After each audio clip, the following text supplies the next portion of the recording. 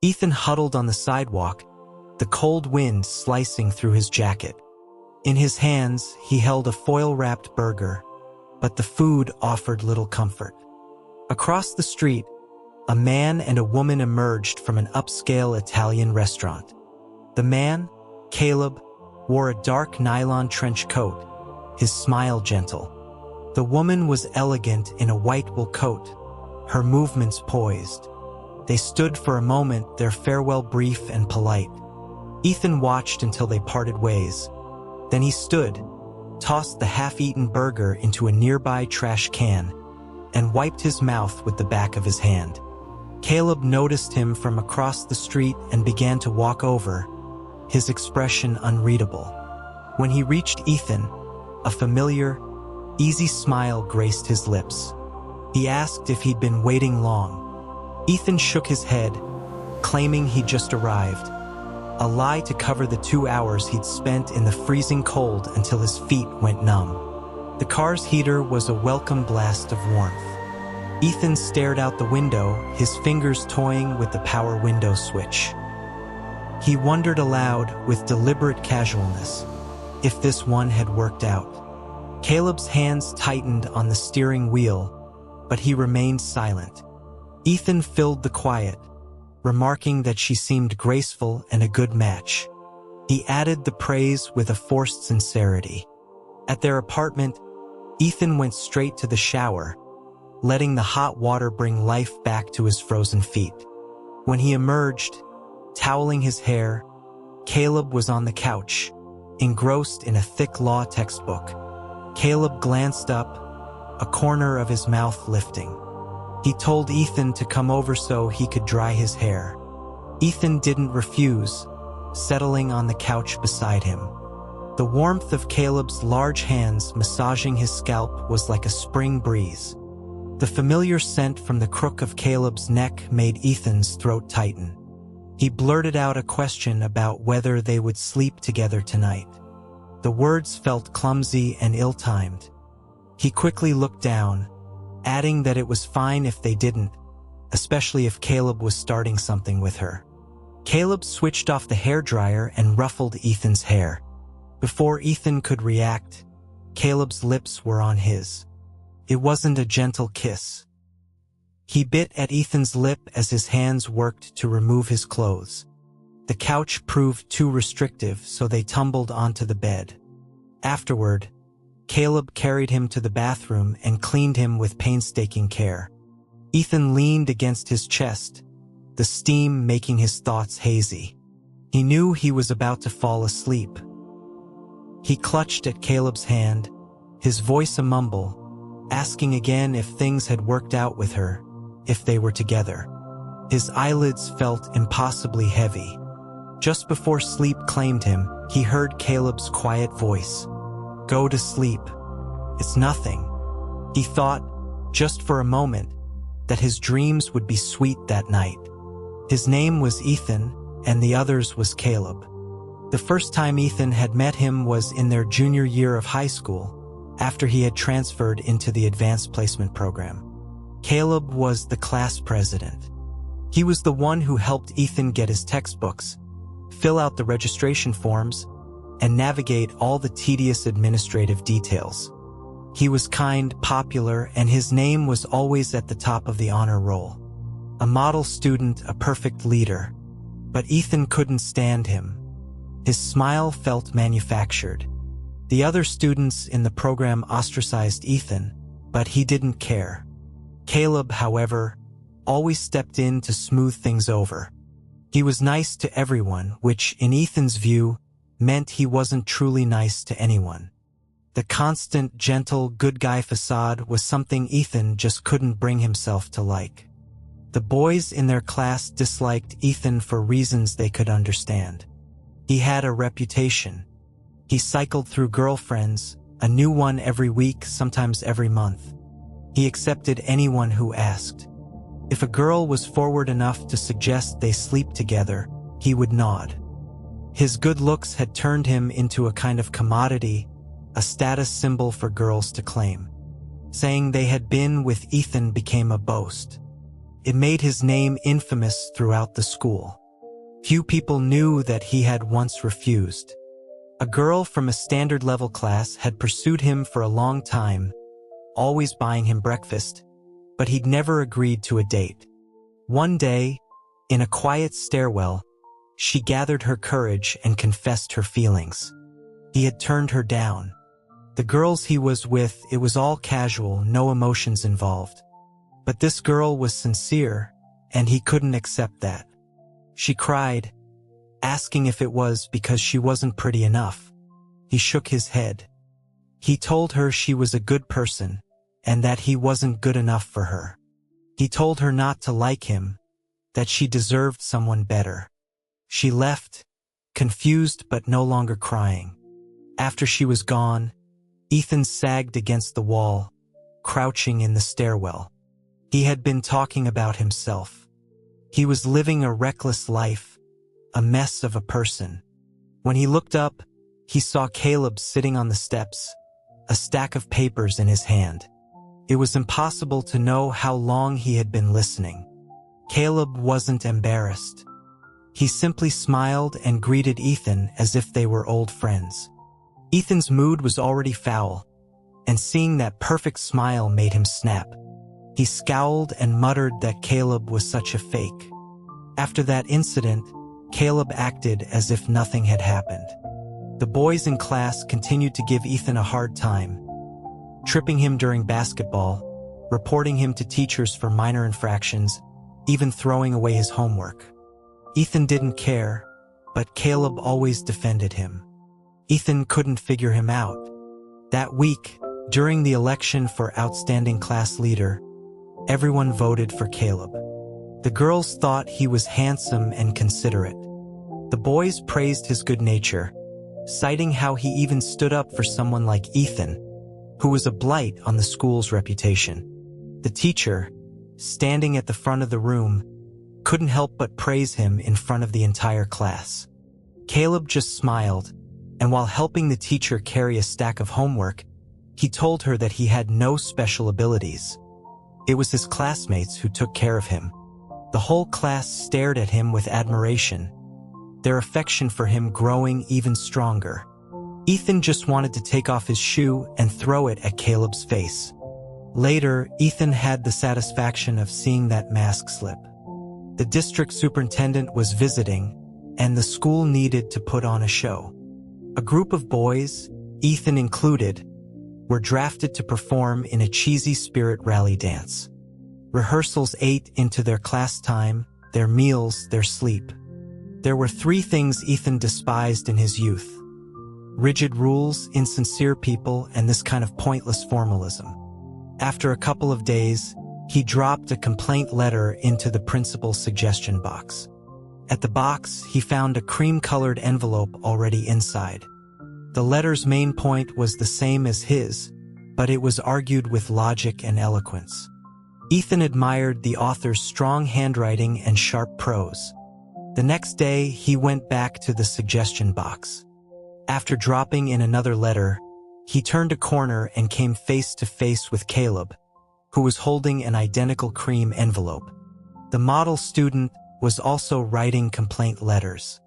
Ethan found it hard to believe that the powerfully righteous letter had been written by him. He stepped forward and blocked Caleb's path, asking him directly if the letter from yesterday was his. A flicker of something crossed Caleb's eyes before he smiled. Then he shoved Ethan hard against the wall. The impact made Ethan's shoulder ache. Caleb's cold fingertips pressed against his neck. His lips were still smiling, but his eyes were filled with a clear. He said Ethan's name, his voice icy, and warned him that if a third person ever found out, he would regret it. After delivering the threat, he gently ruffled Ethan's hair, smiled again, and walked away. Ethan swallowed hard. He had no doubt that if he breathed a word of this, the consequences would be severe.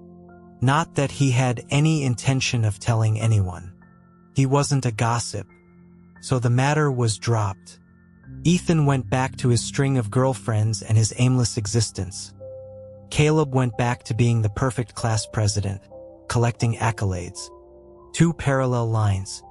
He thought they would never intersect again, but then the teacher decided to rearrange the seating to break up couples in the class. To his surprise, Ethan and Caleb became desk mates. When Ethan moved his books to the desk next to Caleb's, Caleb was already there, wiping a layer of dust off the surface. He looked up and smiled. A few of the nearby boys shot Ethan dirty looks. He ignored them and sat down. Ever since the incident at the suggestion box, his opinion of Caleb had shifted slightly. No matter how fake he was, at least he, like Ethan, despised pointless formalism. In that, they were alike. The first day as desk mates passed in silence. It was impossible to share a desk without some interaction. The next morning, while chewing on his pen and struggling with a chemistry problem, Ethan noticed that Caleb had already completed the entire assignment. After a moment's hesitation, he decided to ask for help. He tapped his finger on Caleb's desk, pushed his worksheet over, and pointed to the brutal problem, asking Caleb to take a look. Caleb smiled at him, tore off a sticky note, and began writing on it diligently. Ethan knew that, given his helpful persona, Caleb would have to assist him. Caleb placed the note gently on Ethan's desk. Ethan muttered a thank you. The note read, "Leave me alone." Ethan's temper flared. He crumpled the note and threw it at Caleb, cursing under his breath. Caleb glanced back at him with a smile, then returned to his work. This only made Ethan angrier. He began tearing pages from his draft notebook, balling them up, and pelting Caleb with them. Caleb acted as if he didn't exist, ignoring him completely, a slight smile playing on his lips as he focused on his work. A few girls walked by, whispering just loud enough for Ethan to hear, wondering if he was bullying the class president. The injustice made him fume. He sped up his paper-throwing assault until a hand tapped his shoulder. He turned to see the girl in charge of classroom cleanliness, her arms crossed, glaring at him. She informed him that for littering, he was on cleaning duty for the rest of the week. After she left, Ethan heard a soft chuckle. He turned and saw Caleb with a faint, cunning smile on his face. From that day on, Ethan shifted his desk away, creating a gap between them. He didn't speak to him again for a long time. In November, the school held its annual sports meet. Their class was practicing on the field at the same time as the rival sophomore class. The other class's president was absent, so after organizing his own class, Caleb reluctantly went to help them with their formations. After practice, Ethan went to the men's restroom. A few boys from the other class were there, complaining loudly about Caleb. One tall guy said they wouldn't even have to be practicing if it wasn't for him, and that Caleb was just showing off to protect his perfect reputation, as if they should be grateful. Another agreed, saying being first in the class didn't make him special. Ethan walked up to the urinal and deliberately bumped the tall guy hard. The guy stumbled, getting urine on his hand. He turned, ready to fight, but paused when he saw it was Ethan. He grabbed Ethan's collar. Ethan scowled, telling him it was pathetic to badmouth someone right after they'd helped him. Though he found Caleb annoying, this was different. He shoved the tall guy away, washed his hands, and left. When he stepped out, he found Caleb standing right outside the door. Ethan ignored him and kept walking, but Caleb suddenly grabbed his arm. He smiled, stepped closer, and leaned down to whisper in his ear. He asked why Ethan had suddenly defended him, wondering if it was because he knew he was standing outside. In that instant, Ethan's teeth clenched with rage. Caleb was so accustomed to his own insincerity that he assumed the same of others. He shoved him away hard, so angry he stomped his foot. He glared at Caleb, his voice tight, telling him how truly annoying he was, how much he hated him. He then balled his fists and walked away. Once he cooled down, he made a silent vow. If Ethan, ever spoke another word to Caleb, he'd change his name to Caleb. A few days later, he became Caleb. After the sports meet came midterms, and after midterms, parent-teacher conferences. Caleb's total score was still number 1, but his performance in English literature was uncharacteristically poor, dropping him out of the top 10 in their year. Ethan, folding his own exam paper into an airplane, glanced over at him. Caleb was analyzing his English paper with a serious expression, his brow slightly furrowed, making corrections carefully with a red pen. Ethan rarely saw him without a smile. He found himself staring, forgetting to look away. When Caleb noticed his gaze, he looked back, his expression cool and unchanging. Ethan muttered an insult under his breath and went back to his paper airplane. He didn't understand why Caleb was so hard on himself over a few lost points. After school, parents began to arrive. A few girls greeted Ethan, inviting him to go sing karaoke, but he preferred being alone and declined. One of them ran back to ask if he was going to the Old Street that weekend. The Old Street was known for its strip of motels. She set a time with him and left with a smile. After the girls were gone, Ethan stood alone in the small school garden and dialed a familiar number on his phone. It didn't connect. He tried again and again. On the 19th try, she answered. He told her it was for the parent-teacher conference, keeping it brief to not waste her time. She replied lazily that she was busy. The background was noisy, with the sound of an unfamiliar man's voice. He tried to warn her, telling her not to get too busy and end up in the wrong bed. She cut him off, saying she had broken up with the man he'd met last time, but there was someone new. She said she'd introduce them next week, if they were still together. Then she hung up. The dial tone buzzed in his ear. He lowered the phone. His left hand was hurting. He realized he had pulled the zipper off his school jacket. He cursed, then hugged his arms and squatted on the ground. When he was 13, his family had fallen apart. His father had an affair and had a child with the other woman. He abandoned Ethan and his mother. After that, his mother changed. She became the person she was now, no longer caring about him. When he started high school, he changed too. She spent her nights out, and he spent his days recklessly. His father had left them behind, two lost souls. He missed his mother, the gentle, caring woman she used to be. He missed his father and the warm days they once had. He squatted in the school garden, clutching his phone tightly. He heard a woman's voice and looked up slightly. Two people stood in the garden, a mother and son. The woman's voice was choked with tears, and her son was gently supporting her. The woman wiped her eyes, complaining about his grades and how she could possibly show them to his father. She mentioned that the other woman's son had also won an award. She lamented his terrible English score, pointing out that the other woman's son had scored 130. Her voice grew more agitated. She told him that when he went to college, he should study something like law. His father was rising in his career, and if he followed him, he could benefit greatly. His father knew so many influential people and could introduce him to a girl from a prominent family. Then, she said, he would be set for life. She confessed that people called her a homewrecker, but if he rose high enough, no one would dare say anything. If he excelled, his father wouldn't constantly bring up the other woman and her son. She knew he was tired, but for her sake, couldn't he try harder? Listening to this, Ethan felt a growing unease. Every family had its problems. There were people in the world far worse off than him. Through a gap in the branches, his eyes met the boy's. It was Caleb. An indescribable feeling washed over him. It was true that pitiful people often had their hateful sides.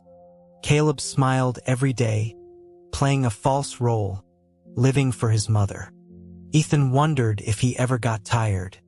Just then, Caleb saw him. He glanced in Ethan's direction, then gently patted his mother's back, whispering something in her ear. His mother nodded and turned to leave. The garden was filled only with the sound of cicadas. Caleb's voice, devoid of emotion, called for him to come out.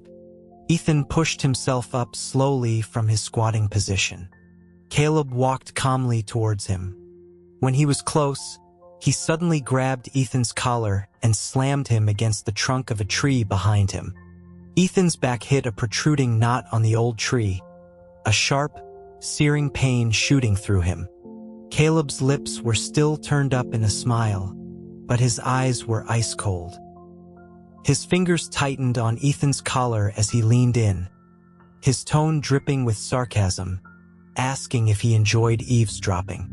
At that moment, the pain in his back was intense. He was rubbing his lower back, unable to explain himself in time. The smile on Caleb's face slowly faded. He asked if Ethan was enjoying his misfortune, telling him he was just as detestable, always messing around with girls. The pain in his back grew worse, and a tightness spread across his chest. He glanced down at his phone screen at the call log. His conversation with his mother had lasted only 40 seconds. The number tore at his heart. He bit his lip, his voice trembling as he insisted he wasn't gloating. He repeated that Caleb was right, that he was detestable and despicable. After a pause, his emotions surged. He slapped Caleb's hand away from his collar with a loud crack.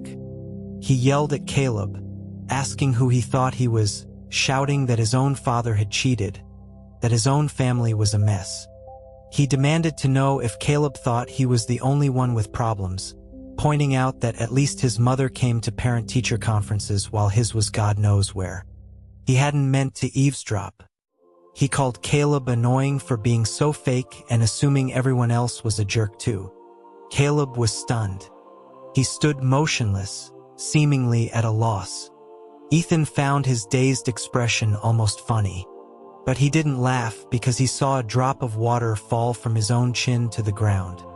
He touched his face. It was wet. He was crying. It was so embarrassing. He quickly and roughly wiped his eyes with his sleeve, trying to pretend nothing had happened. Perhaps because he rarely cried, the tears now flowed freely, as if a dam had broken. His nose was stuffy, and he could barely breathe. He lifted his chin at Caleb, his voice thick with tears, asking if he had a tissue. Caleb finally snapped out of his trance, his expression still dazed. He fumbled through his pockets and handed Ethan a pack of tissues. Ethan took them, and looking at Caleb's flustered state, he couldn't help but let out a laugh. He laughed at him while wiping away his tears. Caleb frowned slightly, asking what was so funny. Ethan, trying to regain some dignity, told him he should see his own foolish expression in a mirror. Caleb's lips curved into a slight smile. He tapped Ethan's forehead with his finger, his tone teasing, telling Ethan he should be the one looking in a mirror, as his snot was about to reach his mouth. Ethan quickly grabbed a tissue to wipe his nose, only to find Caleb had been tricking him. He glared at him, and Caleb let out a soft laugh. He instinctively raised his hand, then paused as if reconsidering. Ethan prompted him, telling him to go ahead and touch his hair if he wanted to. He knew it was nice to touch. Caleb's hand, broad and warm, landed gently on his hair. By now, the parent-teacher conferences had ended. The school was quiet. In the garden, the branches swayed in the gentle breeze. The sun was setting, painting the sky in shades of crimson. Ethan and Caleb sat side by side on a flight of stairs. Caleb was slightly taller, so Ethan had to look up a little to see him. A breeze ruffled his hair, and the red of the sky reflected in his eyes, making them sparkle. His smile remained. Ethan told him he wouldn't tell anyone about his family, and in exchange, Caleb couldn't tell anyone he had cried. Caleb smiled without answering. Ethan held out his hand, suggesting they make a pinky promise. Caleb laughed out loud, a clear, bright sound. His mouth stretched into a wide grin, and his eyes crinkled. He teased Ethan, asking how old he was. Ethan, embarrassed, started to pull his hand back, muttering that it was fine if he didn't want to. But Caleb suddenly grabbed his hand, hooking his little finger with his own. His hand was a little warm, his fingers long and slender. Ethan met his gaze and saw his own reflection in Caleb's eyes. His face was flushed, probably from the sunset.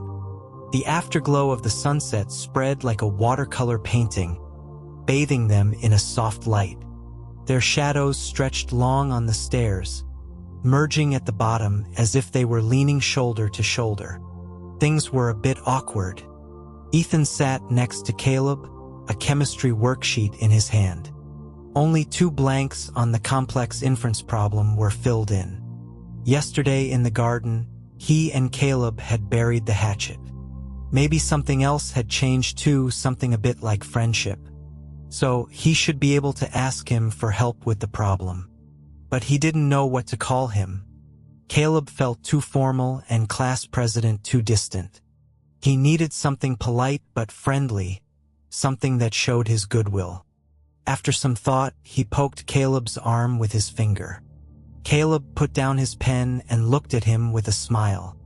Ethan clutched his worksheet, awkwardly saying, "Hey, Caleb, bro."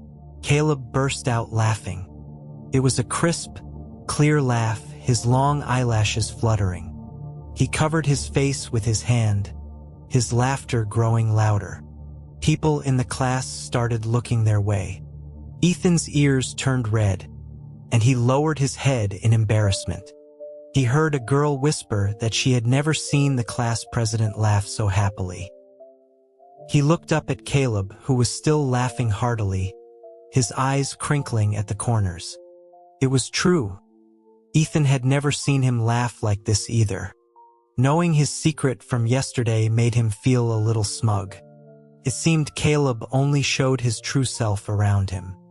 More and more classmates were looking over. Ethan nudged him with his elbow, telling him to stop laughing. Caleb covered his mouth, his eyes still curved in amusement, and teased him, asking what happened to Caleb, bro. He leaned in close, smiling, and whispered, "Good little brother, say it again for me." Ethan pushed him away, his face burning. He told him to forget it, he would just call him deskmate from now on, and asked him to just look at the chemistry problem. From then on, he called him deskmate.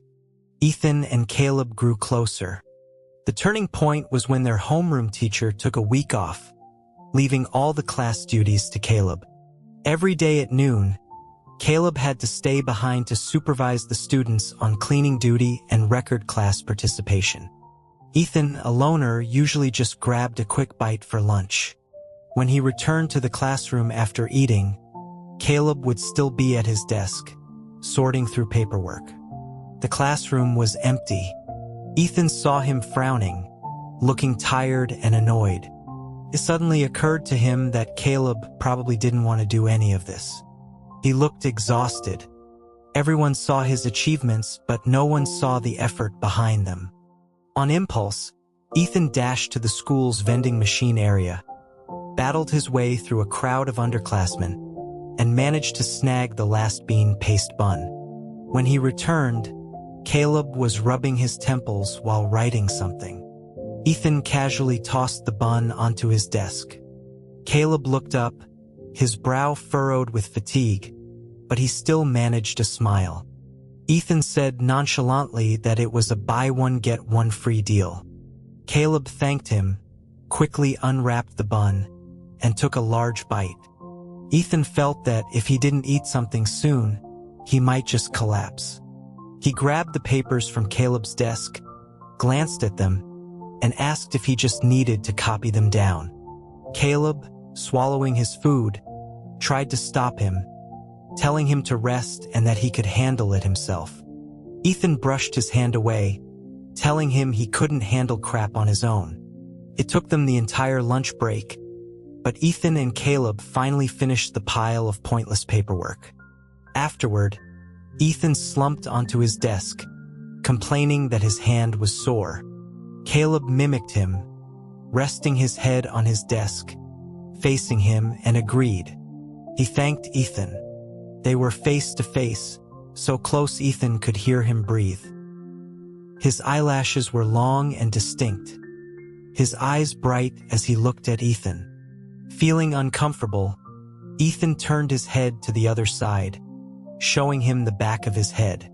Then they both fell asleep, slumped over their desks.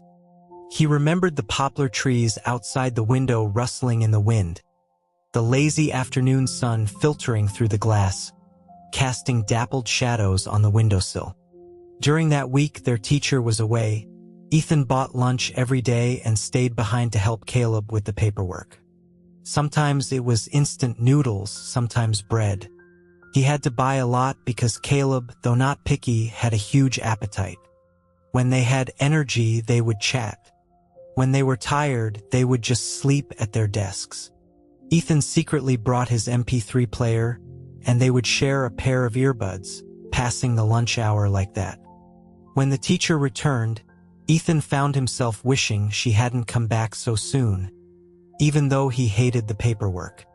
That day, when the lunch bell rang, Ethan got up awkwardly, glancing at Caleb. Caleb smiled and asked if he wanted to eat together. Ethan nodded distractedly, and so he started waiting for Caleb to eat lunch together every day. A few days later, after school, Caleb asked if he wanted to take the bus together. Ethan nodded distractedly, and so he started taking the bus with Caleb every day. The other students in the class stopped ostracizing him. Some even started greeting him. He knew it was all because of Caleb. The days passed slowly.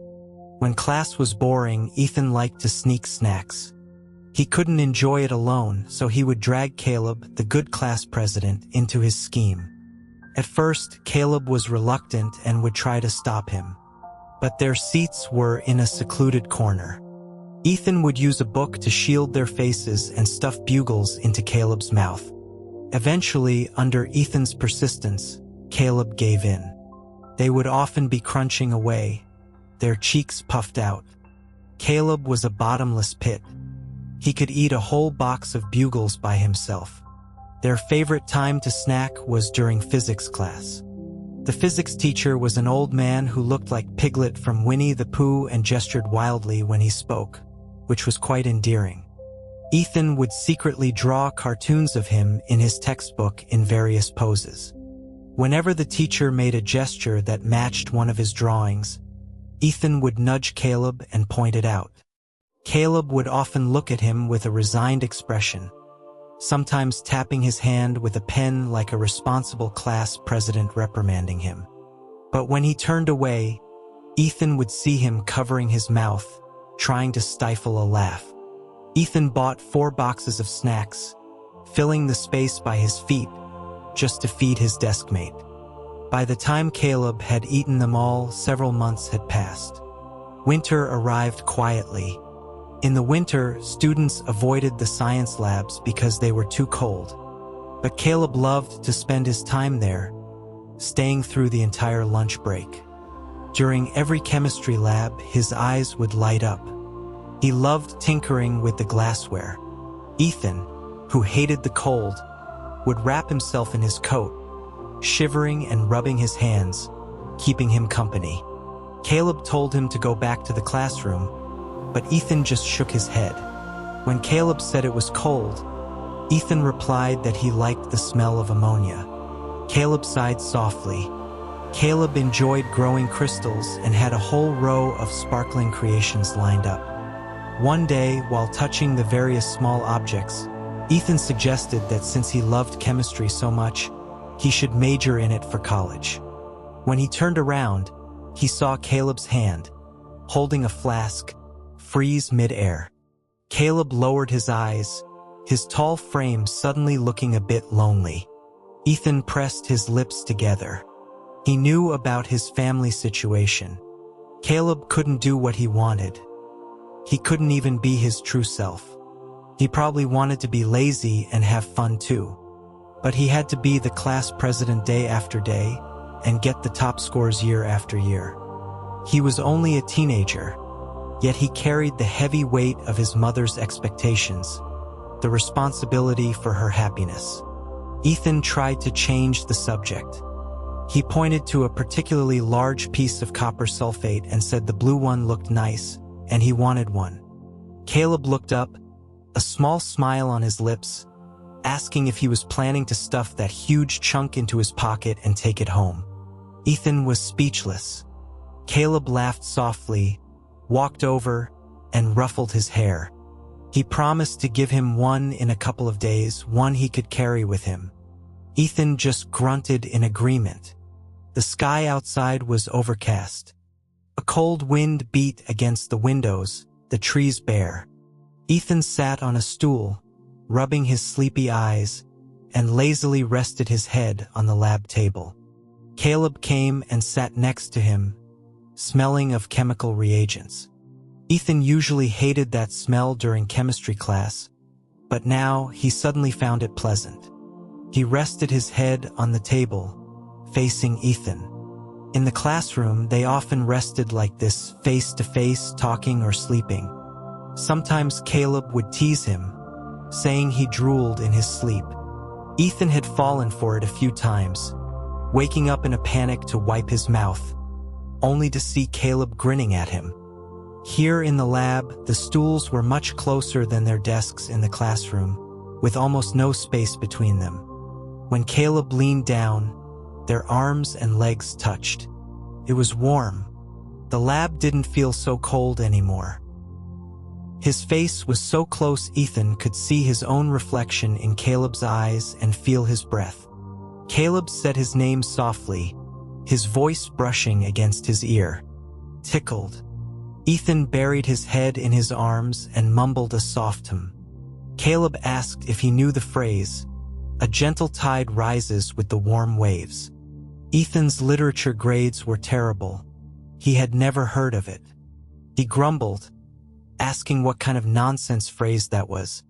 Caleb laughed again, the sound vibrating against his ear.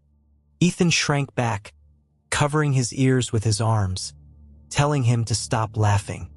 He didn't speak again. The lab fell silent. His body was warm, and the heat radiated through their thick clothes, slowly transferring to Ethan. Occasionally, a cold draft would slip through a crack in the door, hitting Caleb directly. Not a single wisp of it reached Ethan. That day, for the first time, Ethan voluntarily spoke to another classmate. He found the top student in literature and respectfully asked to borrow her dictionary of idioms. He looked up one phrase. It was a phrase he would remember for the rest of his life. On a Saturday night in winter, Ethan was at a motel with a girl, as usual. She had just finished her shower and sat next to him, her chest pressing against his arm. It was soft. Something was wrong with him. He pushed her away. She looked at him, surprised. He ran a hand over his face, helped her put her clothes back on, and sincerely apologized. He said he was in a bad mood and offered to take her home. On the way back, he told her they shouldn't do this anymore, and to tell her friends that he was done. After saying it, she looked surprised, then nodded. After saying it, he was surprised, then stared at his own feet. He cursed himself. He was sick. A sick me returned home to find he was even sicker.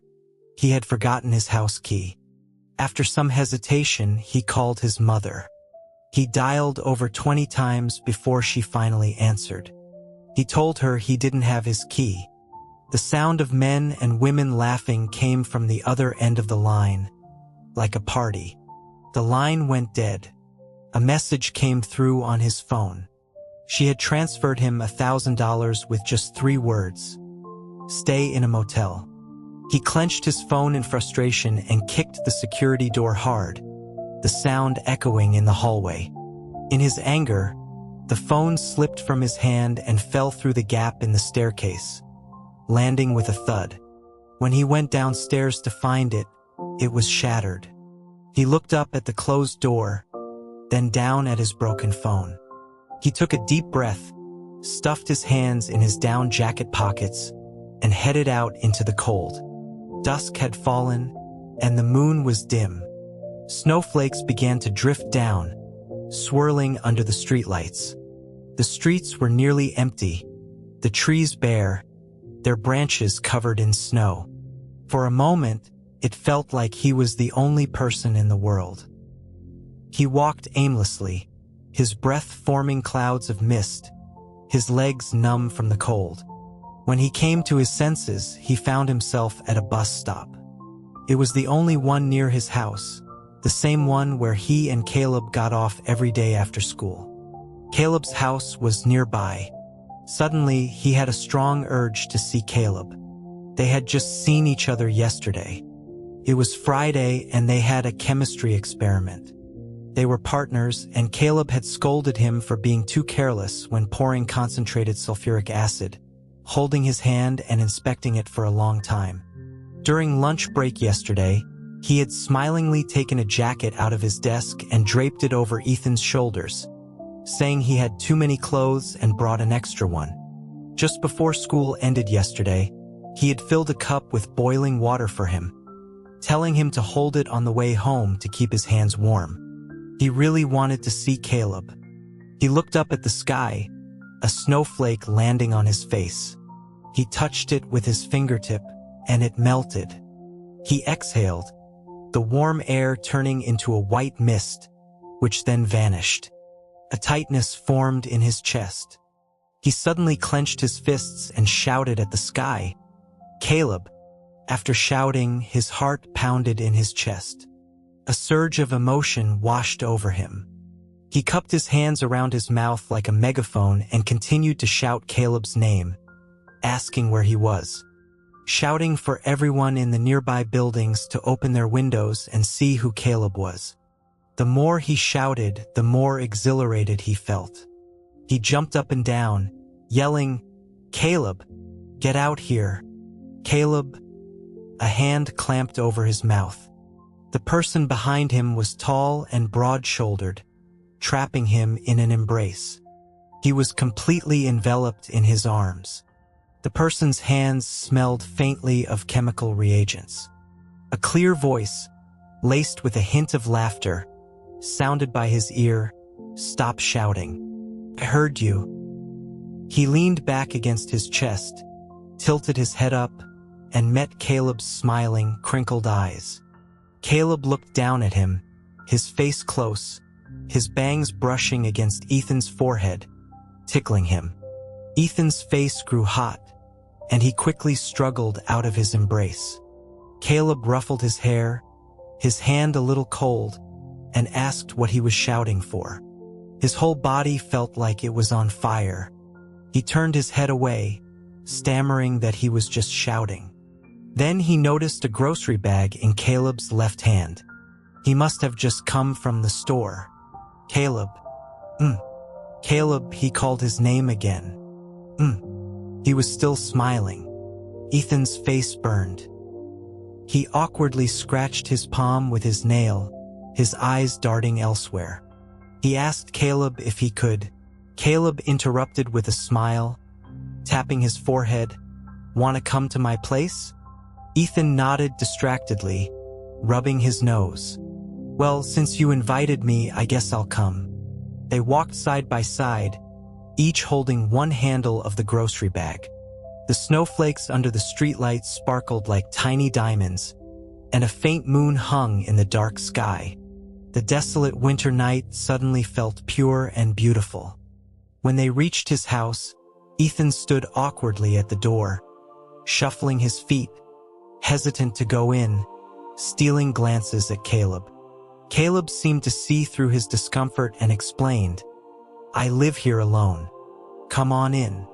Ethan breathed a sigh of relief and stepped inside. He stood at the entrance looking around. The apartment was small and simple, without even a television. He couldn't help but ask where his mother was. Caleb found him a pair of slippers and said she lived with his father. Ethan nodded, slipped on the slippers, and walked further in. He turned and asked if he could look around. Caleb grunted in affirmation and stepped forward to help him with his jacket. The intimacy of the gesture made Ethan uncomfortable, and he quickly stepped back, saying he could do it himself. He carelessly threw off his jacket and began to explore.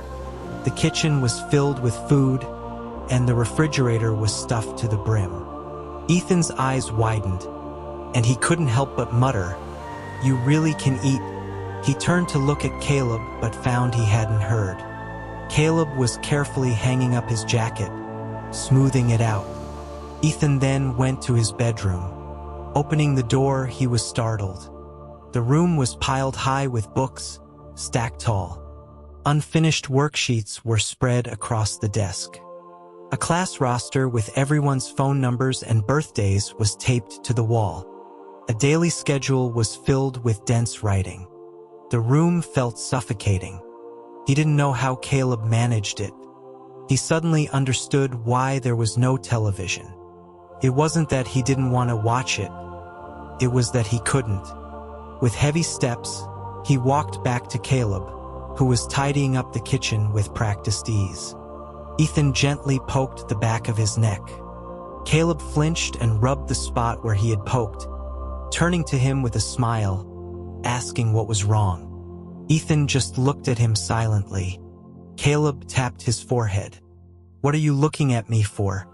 Ethan stood on his tiptoes, cupped the back of Caleb's head with his hands, and pressed his head onto his shoulder. "Deskmate, you can lean on me." He patted his hair and added, "Caleb, your big brother Ethan will look out for you from now on." He was almost moved by his own words, but Caleb slyly teased him. Leaning on his shoulder, he chuckled softly, twirling a strand of Ethan's hair with his finger. "Why not Caleb? Bro anymore?" Ethan pushed him away in annoyance, asking if he could ever let that go. Caleb ignored him and continued cleaning the kitchen, a smile constantly on his lips.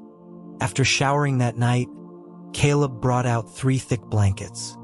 Ethan was sitting cross-legged on the bed, wearing Caleb's clothes from head to toe. Watching him bustle around, Ethan asked, confused, "Can't we just share one?" Caleb looked up, his eyes narrowed. "No, someone gets cold easily." Ethan rubbed his nose. And so, Ethan and Caleb lay in the same bed, under 3 layers of quilts.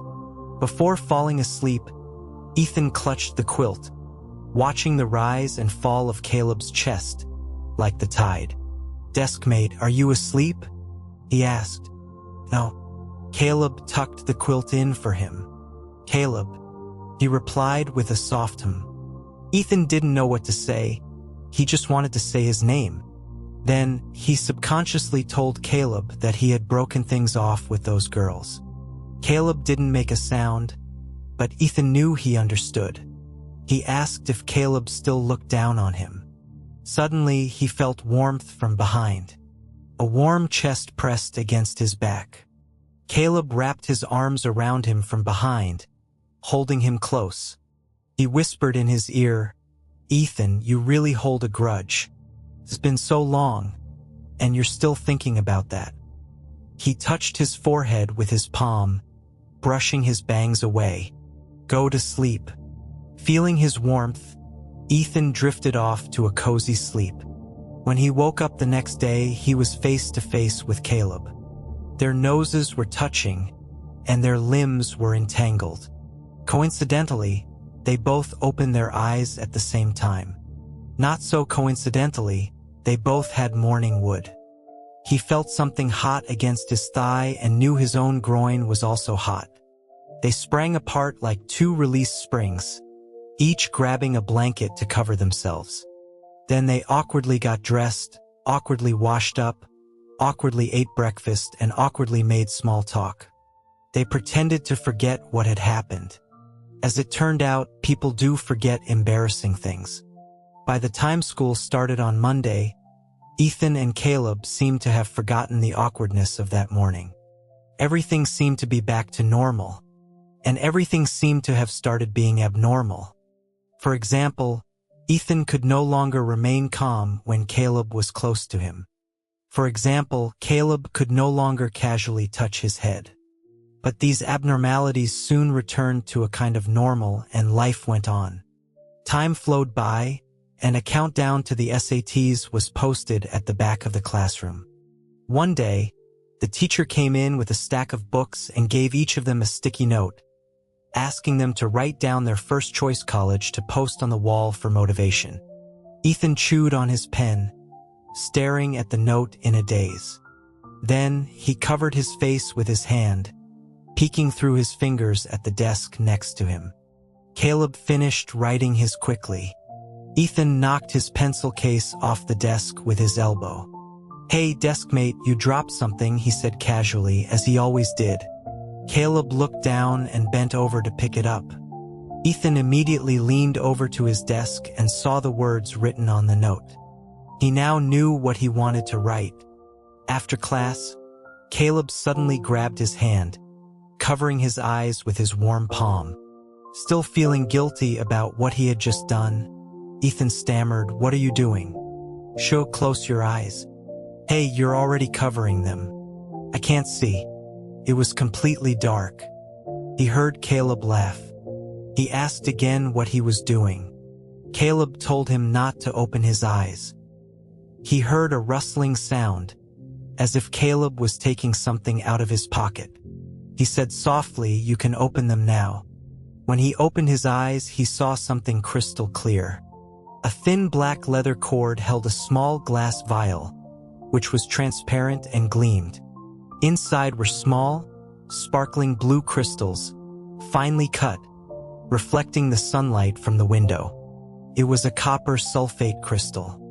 It was a necklace, and it looked handmade. He didn't know how Caleb had found the time. With senior year being so demanding, he was incredibly busy. Ethan took the necklace. When he looked up, Caleb was standing with his back to the sun, the light turning the tips of his hair a golden brown. He was looking at him intently, a slight smile on his lips. Ethan turned his head away, stuttering, You remembered. Do you like it?" Caleb reached out, gently rubbing his earlobe between his thumb and forefinger. His earlobe started to feel hot. Ethan nodded distractedly. "It's quite nice." He felt flustered and fumbled to put the necklace on. After he had it on, he noticed Caleb was resting his chin on his hand, staring at him intently, his eyes shining like stars. What are you looking at?" he stammered, feeling awkward. Caleb chuckled softly, shook his head, and turned back to his worksheets. Outside the window, the poplar trees were sprouting new leaves, and the faint scent of flower buds drifted in. Summer was on its way. Then summer came. Then they took their final exams. Then they graduated. Then they both received acceptance letters from the same university. That summer was sweltering. Teenagers everywhere were grappling with the sorrow of parting. And Ethan was sitting on Caleb's couch, eating a popsicle and watching an animated movie. Caleb's apartment had a new TV, new bedsheets, and many new things. And it had him. That day, they went to school to pick up their records. Ethan casually mentioned that his mom had a new boyfriend who would be living at their house. He said it nonchalantly, without a hint of displeasure. But Caleb always saw through his facade. He had ruffled his hair and asked if he wanted to stay at his place. Ethan nodded distractedly, and so he started living there. He lounged on Caleb's couch, and with a glance, he could see Caleb busy in the kitchen. His sleeves were rolled up, revealing the faint blue veins on his fair arms, and beads of sweat dotted his forehead. A ridiculous thought crossed Ethan's mind. No matter where Caleb went, even to the ends of the earth, he would follow him. He liked Caleb. Young people are free and unrestrained, with mountains in their hearts and rivers in their eyes. We are always full of expectations, never knowing if the next turn will bring a beautiful spring or a violent storm. Ethan and Caleb went to college together. Caleb studied law, and Ethan studied advertising. Their dorm rooms were only one floor apart. Even in college, they were inseparable. Every weekend, Ethan would curl up on Caleb's couch and watch TV, while Caleb sat at the dining table reading. When they had free time, they would go to the library to study. Ethan joined the Youth Volunteer Association, and Caleb joined the student government. Caleb was as outstanding as ever. In his freshman year, he won a full scholarship. He was gentle and well-liked. More and more girls started asking Ethan for information about him. In his sophomore year, when the student organizations held elections, he became a department head. The adoring freshman girls followed him around like lost puppies. People get restless in a crisis, like Ethan. The first week of his sophomore year, Caleb came to find him in his dorm after a meeting. The room was empty. Ethan suddenly grabbed the corner of his shirt and said awkwardly, "Hey, Caleb, I have something to tell you." Caleb paused, then smiled and nodded. "Go ahead." Ethan's mouth opened and closed, but no words came out. Finally, he said he really didn't want to eat sauerkraut fish for dinner that night. Caleb ruffled his hair. "Then we'll eat something else." "Ethan, you're pathetic." For a whole month, he kept hesitating. He kept asking Caleb to meet, and he kept failing to confess. It wasn't until October that he finally stopped being so indecisive. He practiced in front of the mirror multiple times until he could say those cheesy lines fluently. During the fall break, he thought long and hard and finally bought candles and flowers. They seemed romantic, but they were a pain to set up. He remembered the weather was hot and humid. The remote for the air conditioner in Caleb's apartment was broken. He was sweating profusely, wiping his forehead with his hand, and it took him a whole morning to get everything ready. In the afternoon, he went to a bakery and, under the patient guidance of the baker, clumsily made a red velvet cake. In the evening, he cooked dinner himself. Tasted mediocre, but it looked decent. He lit all the candles, sat in the apartment, looked around, and felt quite satisfied.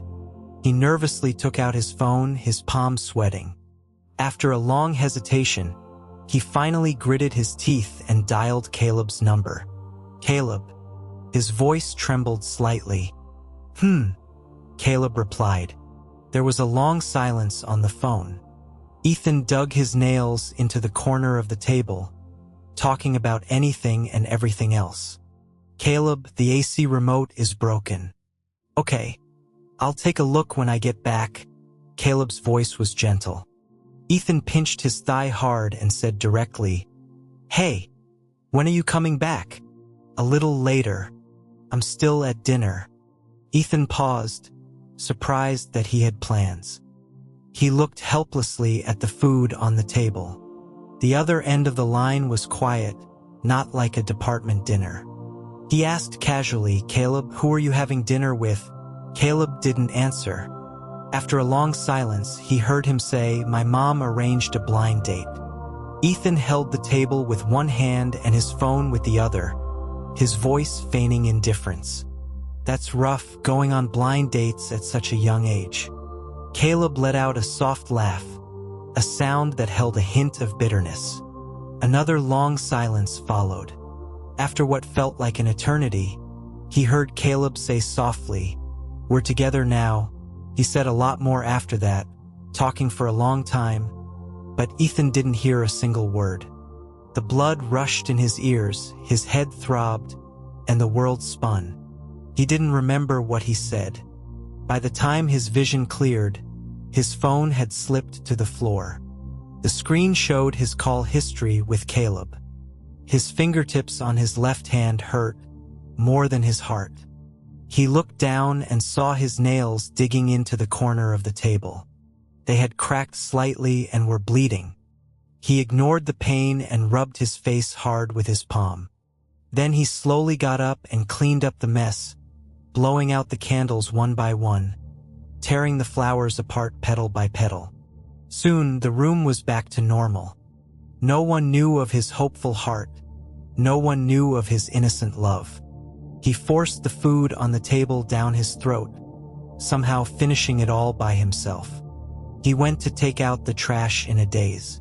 The red velvet cake was the one thing he couldn't bring himself to throw away.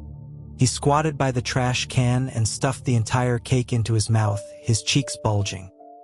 He wiped his mouth with his hand and found his face was wet. He was crying. He was a stubborn person and rarely cried. He didn't cry when his father left. He didn't cry when his mother brought her boyfriends home. Only Caleb could make him cry. He went back to the apartment, lay on the bed, and closed his eyes, but he couldn't sleep. He didn't know how long he had been lying there when he heard the sound of a key in the lock. Caleb was back. He slowly opened the door to his bedroom. Ethan kept his eyes closed, pretending to be asleep. Caleb left as quietly as he had entered. After he was gone, Ethan opened his eyes and stared at the ceiling, his hand constantly fiddling with the copper sulfate crystal necklace around his neck. That night, his stomach started to hurt, so much so that cold sweat broke out on his forehead. He clutched his stomach, curled up in bed, unable to move. His throat was parched, but he kept calling Caleb's name over and over. Caleb rushed into his room, scooped him up, and carried him out. Ethan leaned against his chest, his arms loosely around his neck. Caleb was frantic.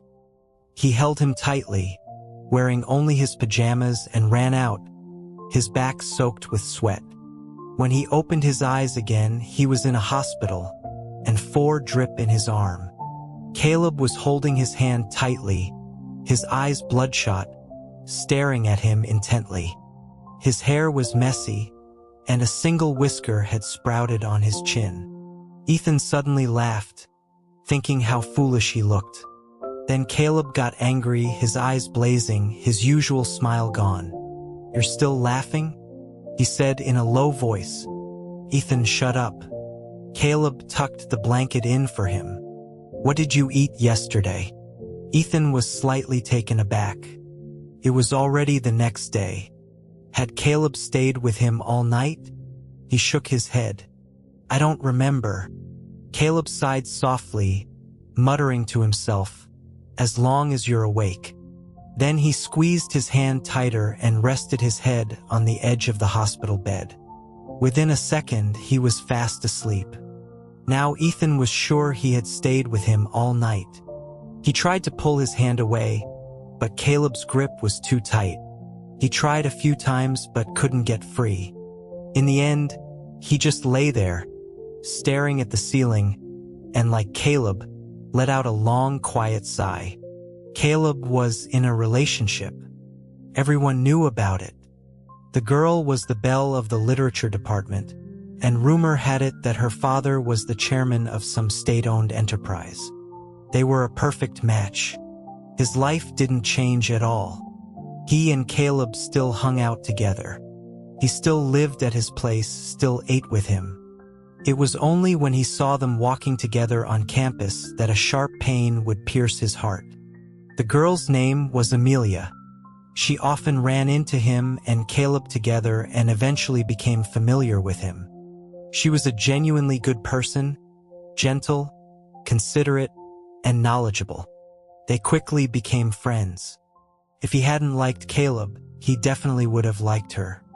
The days passed uneventfully, and soon the semester was over. During the winter break, Caleb deleted a post from his social media. It was a photo of Amelia, posted to announce their relationship. Ethan found this strange and sent Caleb a message with just an emoji. Caleb understood him perfectly. He replied directly that he and Amelia had broken up. Ethan stared at his phone, stunned. That night, he brought a few beers over to Caleb's apartment. He expected to find a heartbroken, wailing Caleb. Instead, when he opened the door with his key, Caleb was at the dining table, typing a paper and casually sipping coffee. It was black coffee, no sugar, no milk. He couldn't believe Caleb liked such a strange-tasting drink. Caleb walked over and helped him with his coat. "What brings you here?" He smiled and ruffled his hair. Ethan stammered, no reason, just felt like coming. He was just there to check on him, afraid he might not be handling the breakup well. Caleb saw the beers in his hand and burst out laughing. Ethan got angry. "What are you laughing at?" Caleb tapped his forehead with his finger. "What, you want a drink?" His eyes held a hint of mischief. "Did you forget about last New Year's Eve?" Ethan's face turned red. Last New Year's Eve, he had celebrated with his volunteer group. Their group and Caleb's student government had booked the same restaurant. Although he had messed around with girls in high school, it was always at motels. He had never touched alcohol. That night, everyone was enthusiastically pouring drinks, and he couldn't refuse. He drank cup after cup until he lost consciousness. When he woke up, Caleb was leaning over his bed, watching him with narrowed eyes. He was startled. "What are you doing?" Caleb twirled a strand of his hair. "Ethan, do you remember last night?" His question made his heart pound. He clutched the blanket and shook his head blankly. Then Caleb took out his phone and showed him a video. In the video, he was sitting on the floor, and people were trying to pull him up. He refused, pushing them away and curling into a ball. He sat there, his face red, shouting, "Caleb, get out here." His friends quickly brought Caleb over. When he saw Caleb, he started grinning foolishly, grabbing his pant leg. Then he curled up again, hugging himself tightly. He yelled at Caleb, "Caleb, look, I'm Ethan. I'm a ball." Everyone around him was roaring with laughter. He ignored them, drunkenly clutching Caleb's pants, and shouted again, "Caleb, I'm a ball." Caleb patted his hair, his eyes full of amusement, and placated him with a smile. "Yes, our Ethan is amazing. Our Ethan is a ball." He patiently soothed him for over 20 minutes until he finally stopped obsessing over being a ball. Caleb struggled to carry him on his back, but he excitedly jumped off, ran to the center of the restaurant, and snatched the microphone from the host. His face flushed, he waved at Caleb from afar and, in front of everyone, shouted, "Caleb, bro." He then dropped the microphone, put his hands on his hips, and earnestly yelled, "Caleb, I, Ethan, will look out for you." He watched the video with a grim expression. Caleb watched him, smiling the whole time, his eyes curved into crescents. From that day on, he couldn't face the classmates who were at the restaurant, and he stopped receiving confessions from girls. Now, standing in Caleb's apartment with a bottle of beer, the embarrassment of New Year's Eve washed over him again. He cleared his throat and pushed the beer into Caleb's arms. "Hey, are you drinking or not?" Caleb smiled and nodded. They didn't drink much. Caleb drank and Ethan watched. They chatted idly. Caleb was smiling, not looking particularly sad. Ethan ran his finger around his empty glass. Caleb suddenly squeezed his left fingertip, his smile fading, his brow furrowing slightly. "Still not healed?" Ethan quickly pulled his hand back, nodding randomly. Caleb narrowed his eyes. He tried to hide his fingertip behind his back. Caleb laughed softly, resting his chin on his hand, his eyes narrowed. "How did you hurt this finger again? You told me last time, but I forgot." When Caleb narrowed his eyes like that, he looked cunning. Ethan turned his head away, secretly rubbing the scar on his fingertip. It was from the night he had planned to confess to him when he had accidentally cut it. I just heard it while cooking. He took a sip of beer and looked up at him. Wasn't it from cutting your nails? Ethan's heart skipped a beat. He turned his head away and corrected himself. Right, from cutting my nails. I remembered wrong. He repeated it with certainty. Just wasn't paying attention while cutting my nails. Caleb's eyes darkened, and the smile vanished completely. Ethan, you actually said it was from cooking. Ethan looked up sharply. His eyes were ice cold. He lowered his head and said nothing. After a long time, Caleb ruffled his hair, his smile returning. All right, Ethan, you're learning to lie to me. He guiltily turned away, changing the subject. Why did you and Amelia break up? Caleb laughed softly. That was a clumsy change of topic. Then he answered, just a normal, mutual breakup. After he said that, Ethan felt a tightness in his chest. He dug his nails into his thigh and asked as if it were a casual question, Hey, Caleb, did you really like her? He quickly glanced at him out of the corner of his eye. Caleb put down his glass and smiled helplessly. What if I did and what if I didn't? He paused. Breaking up is a bit troublesome. Both our parents had met and discussed marriage. Now that we've broken up, all the plans will be disrupted. His words left Ethan speechless. He only had to think about who he liked. Caleb had so much more to consider. Today he had brought beer, intending to get drunk and tell him, Caleb, I Ethan like you. But now he was glad he hadn't. His overwhelming love was just another burden for Caleb. A few days later, he ran into Amelia. The unexpected meeting left them both momentarily stunned. She greeted him first. They chatted casually for a bit. Before they parted, he still wanted to say something in Caleb's defense. He said sincerely, Amelia, Caleb is a really good guy. He takes care of people. Maybe you could reconsider? Amelia smiled. Ethan, Caleb is outstanding in every way. A perfect person. But even Jade has flaws, doesn't it? A flawless one is usually fake. He quickly tried to explain he's not fake. He has his flaws. Caleb loves to play pranks and tease people with a smile. He's secretly mischievous. Amelia smiled again. Ethan, that's only with you. He was speechless. It was true. Caleb only showed that side to him. Amelia patted his shoulder. Ethan, I want to spend my life with someone who truly loves me. I don't want my partner and me to become puppets in an arranged marriage. Love must be free. Her eyes showed a hint of scorn. The older generation is still so feudal. They use filial piety to bind their children, sacrificing their son's marriage for their own happiness. She looked up, her gaze sharp. Ethan, if you really want Caleb to be happy, you shouldn't just go along with his mother. This is oppression. We need to resist. Amelia's words echoed in his mind. Caleb wasn't happy. He was carrying the endless weight of his mother's hopes. He did things he disliked for his mother's approval, for his father's praise. He had sacrificed his passion for chemistry and even his own marriage.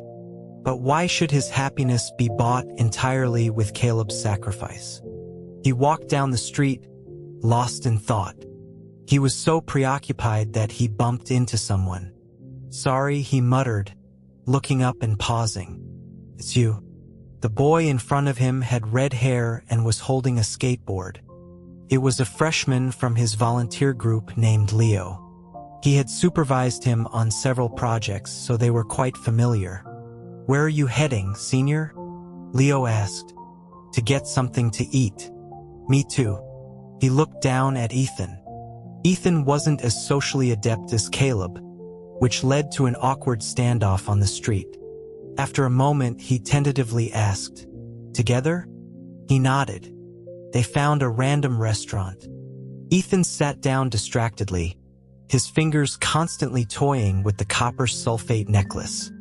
Leo tried to start a conversation a few times. Because of his earlier meeting with Amelia, he was a bit out of it, just nodding along while sipping his tea. Then he spat out his tea and coughed hard. "What did you just say?" he asked, his voice rising in alarm. "Senior, I said I like you." Ethan stared, speechless. Confessions from girls were common, but from a boy, this was a first. He used to be bad at politely rejecting people, but Caleb had taught him how.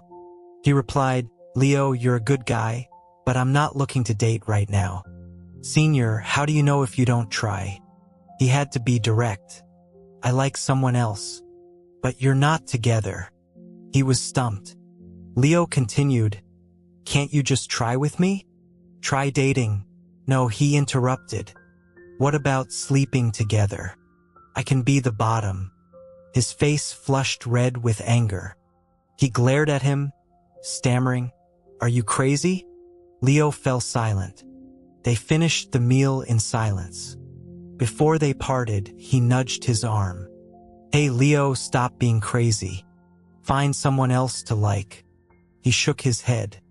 Ethan ignored him and started walking home. When he got home, Caleb was sitting on the couch. The dining table was filled with fragrant dishes. As he took off his coat, he asked, stunned, Why didn't you tell me you were cooking?" Caleb took his coat, hung it up carefully, and said softly, "A surprise for you. But I've already eaten." He paused, then ruffled his hair. "It's okay. I can finish it all myself." Ethan sat at the table, resting his chin on his hands, watching Caleb eat. His mouth never stopped moving. In a short while, all the food was gone. Even though he ate so much, he never got fat. Watching him eat, Ethan thought of what Amelia had said and drifted off. Ethan. Hearing his name, he blinked and slowly came back to his senses. "What are you thinking about?" He chuckled. Ethan turned his head away, rubbing his nose, not answering. "I'm thinking about you." Caleb suddenly narrowed his eyes at him. "Did you run into anyone today?" His body tensed. He was always so sharp. His eyes darted around. "Didn't really see anyone, just your ex-girlfriend, and we talked about you." Caleb put down his chopsticks and stared at his face. "Did you eat dinner by yourself?" He shook his head. "With a classmate from my group. Leo, the one who did volunteer work with me before." The thought of Leo's confession made him even more awkward. His ears turned red, and he rubbed his nose. Caleb's tone was flat. "The one with the red hair." He mumbled a yes. "Just the two of you?" He stared at him. He nodded slightly. The dining room fell silent. A few minutes later, Caleb stood up. His lips were curved, but his eyes were calm, without a trace of a smile. "Ethan, I'll be cooking at home for the rest of this month. Remember to come home to eat." Ethan nodded dumbly. He tapped his forehead with his finger. His fingertip was cold, sending a shiver down his spine. "Ethan, the food outside isn't clean," he said with a smile. When winter break arrived, Ethan liked to wander around. That day, he planned to visit an art museum. The subway was crowded. A high school girl standing next to him suddenly let out a cry and jumped towards him. He moved aside to let her squeeze into the corner. "What's wrong?" he asked. Her face was pale. "There's a creep." He looked around. Everyone was on their phones. It was impossible to tell who had bad intentions. "Stand further in," he told her. She clenched her fists and nodded. He put his hands on either side of her, shielding her with his body. Her face was a little red. She glanced at him and whispered a thank you. He was about to say "you're welcome" when he suddenly grunted. A hand was groping his backside, trying to slip inside his pants. They didn't even spare the men. He spun around, grabbed the hand, and shouted, "Pervert!" The subway car erupted in commotion. The man he had caught tried to run but was blocked by other passengers. A big guy from the northeast grabbed his collar and cursed at him. Together, they held him until they reached the next station and reported him to the police. The incident caused a huge scene, attracting a large crowd. Someone tapped his shoulder. He turned around and was surprised to see Caleb. He was standing next to him, frowning. "Ethan, what happened?" He was about to say a creep had harassed a girl, but the girl next to him was clutching his sleeve, her face red to her neck. He didn't want to make her feel self-conscious, so he just shook his head at Caleb. "It's nothing." Just then, the big guy from the northeast passed by, saying indignantly, "How can you call that nothing?" He grabbed Caleb and vividly recounted how that shameless creep had groped this young man's behind and even tried to stick his dirty hand down his pants. Caleb stared at him, his gaze growing darker. Ethan stared at his shoes, his face growing more and more grim. That day, Caleb took him home. He didn't say a word the entire way. As they approached their apartment building, Ethan awkwardly stopped him. "Hey, Caleb." He glanced at him coolly, a sarcastic smile on his lips. "Ethan, you're quite the hero." Ethan was a stubborn person. If he wasn't going to talk properly, he wouldn't either. The next afternoon, as he was about to go out, Caleb came back. He asked casually, "Where are you going?" "Just for a walk." He grabbed his arm, pulled him downstairs, and pointed to a car parked by the curb. Then he smiled at him. "Get in. I'll give you a ride." His eyes widened. "Caleb, where did you get a car?" "Bought it this morning. Used car, not expensive." "Used my scholarship money," he said casually. Ethan sat in his small car in a daze. He looked around and noticed the floor of the passenger seat was filled with cans of Coke. Caleb, holding the steering wheel, smiled. "Have one if you want." Ethan numbly picked up a can. "Caleb, don't you dislike soda?" He chuckled. "Someone likes it." Ethan rubbed his nose. Winter break was almost over. Everyone was dreading the start of the semester, but Ethan was dreading Caleb. Because Caleb had a new girlfriend. This girl was also introduced by his mother. Her father was also a high-ranking official. When they met, he found out they not only went to the same school but were also both in the student government. The girl's name was Rachel, and she had a bit of an attitude. He had met her a few times, and when he tried to talk to her, she wouldn't even lift her eyelids. He didn't like her, but she was now Caleb's girlfriend. This made him feel very awkward. Before the semester started, their volunteer group and the student government held a joint party. He and Caleb both went. It was because of this stupid party that everything fell apart. The restaurant was large, and someone needed to stand at the door to direct people. None of the new members had arrived, so he, as a senior member, volunteered. Rachel arrived before Caleb. She was wearing high heels and had her hair up, looking quite arrogant. Out of respect for Caleb, he greeted her. She glanced at him. "You're the Ethan that Caleb, my dear, mentioned?" The way she said Caleb, my dear, instantly soured his mood. His throat felt dry. After a few seconds, he just lowered his head and mumbled a yes. Rachel lifted her chin and pointed outside. "Good. Go and bring the things from my car. You can ask someone else." "I need to greet people." Her eyebrows furrowed. "I'm just asking you to carry a few things." "Why are you making excuses?" Hearing her commanding tone, he knew he couldn't reason with this pampered princess. He just frowned and went to help her. The boxes in her car weren't large, but they were heavy. He made several trips back and forth, his arms growing sore. After he was done, he squatted in the lobby, panting. He found himself missing Caleb's ex-girlfriend, Amelia, immensely. Just as he was thinking about Amelia, Rachel came over in her high heels and tossed her bag and coat into his arms. "You, whatever your name is, watch my things. I'm going to the restroom." Her entitled attitude nearly made him lose his temper. He was standing at the door holding Rachel's bag when Caleb arrived. He smiled at Ethan first, but then the smile faded from his eyes as he looked at the things in his hands. He explained, "Your girlfriend went to the restroom and asked me to hold her things."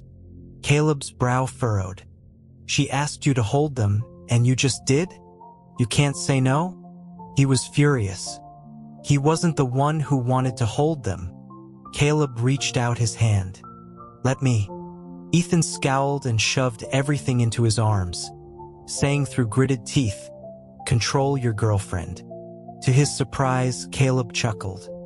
Then, he casually dropped Rachel's bag and coat onto the floor and walked towards him. His shoe even stepped on the light-colored coat, leaving a dirty mark.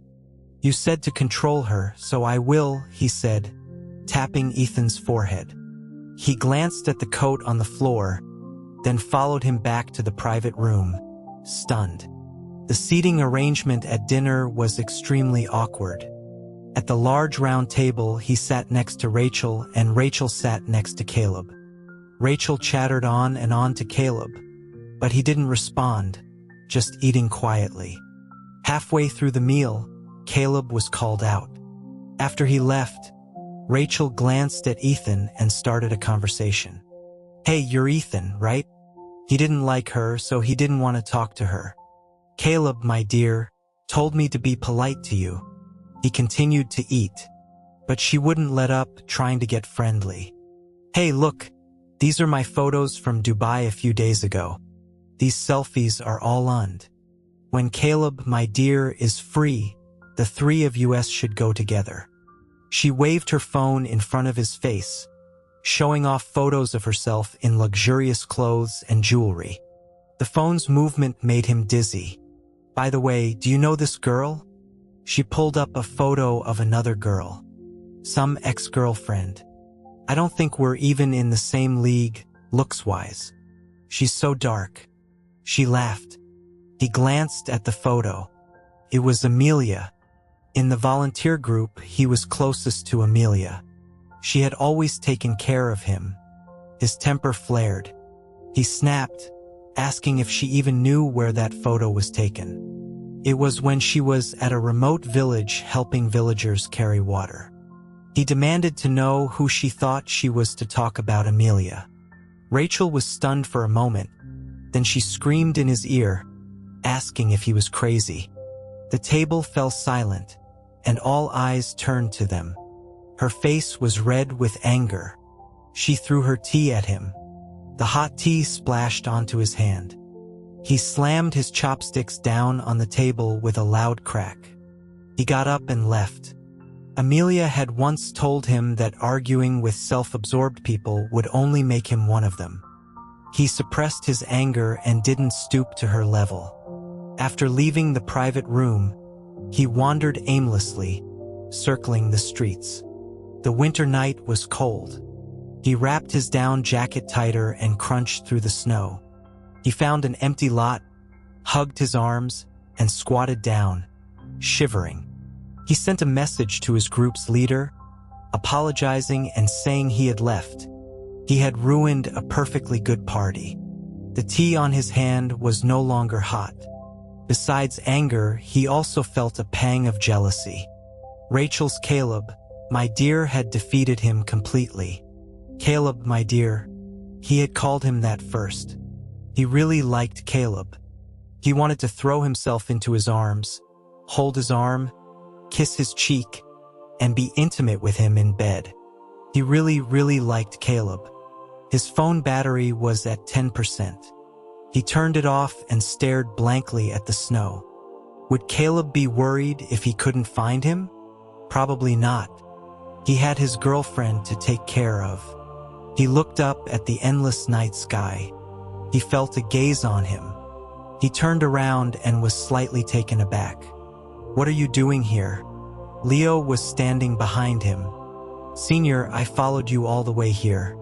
He cursed at him, asking why he was following him. "What about now?" he asked. "Can't you be with me now?" He clenched his fists and lowered his head. "I know Senior Caleb takes good care of you. I admit I can't be better to you than he is. But he has a girlfriend." His mind was in a mess. "I know he has a girlfriend. I know, so stop talking about it." The cold winter wind made his head spin. He wiped his face hard and started talking nonsense. "Didn't you have that other option about sleeping together? I'll do it with you." He walked up to him and nudged him with his elbow. "Fine, I'll sleep with you, all right? Did you hear me?" Leo didn't say anything. He just held his face and kissed him. Since starting college, he hadn't been intimate with anyone. A simple kiss was enough to ignite years of suppressed desire. When their lips parted, his face was burning, and his eyes were glazed over. He leaned on Leo's shoulder, dizzy, to the point of hallucinating. He thought he saw Caleb standing under a streetlight. He was going crazy. He shook his head hard, trying to immerse himself in the desire. He Dong hooked his arms around Leo's neck and kissed him passionately. He thought he would lose himself in the kiss, but his mind was filled with Caleb. He closed his eyes, then opened them. Caleb was still there. He was standing under the streetlight, his leather shoes on the snow, wearing only a thin shirt. He was looking at him with a blank expression. He closed his eyes again, then opened them.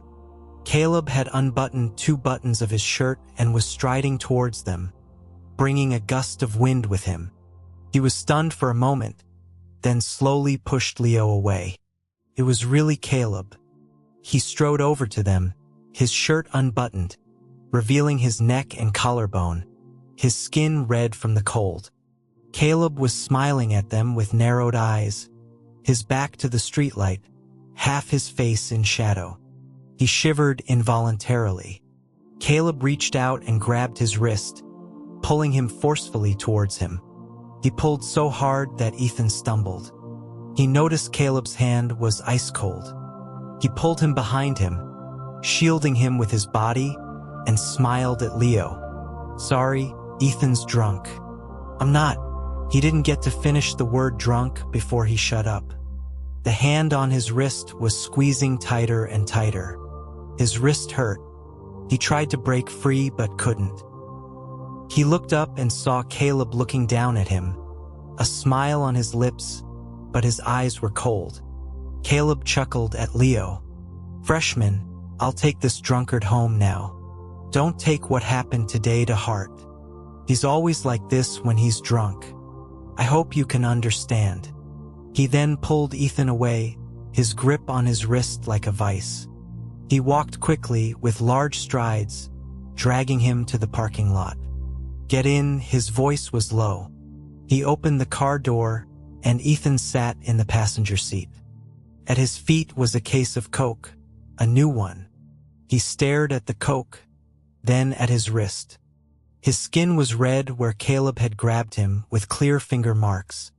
In the reflection of the car window, he saw Caleb with his arm resting on the open window, leaning back in his seat, staring at him intently.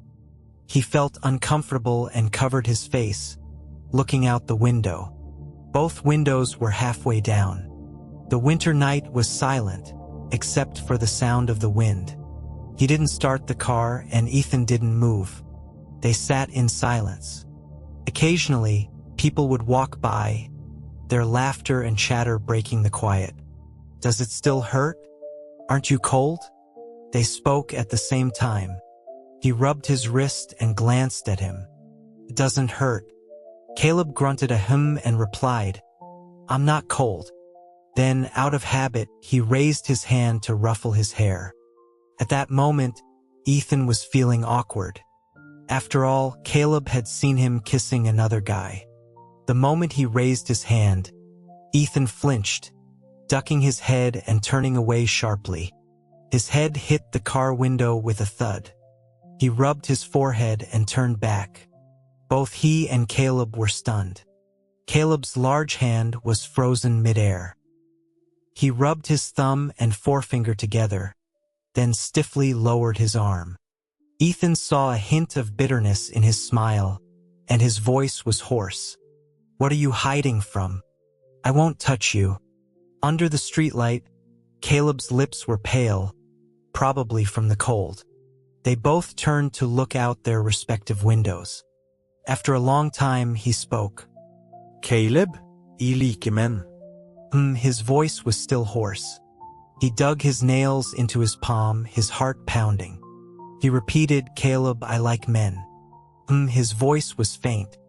After another long time, so long that only a few cars remained in the parking lot, Caleb slowly started the car.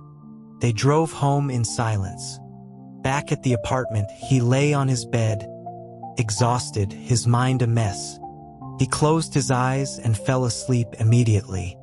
He dreamed of many things, of many versions of Caleb.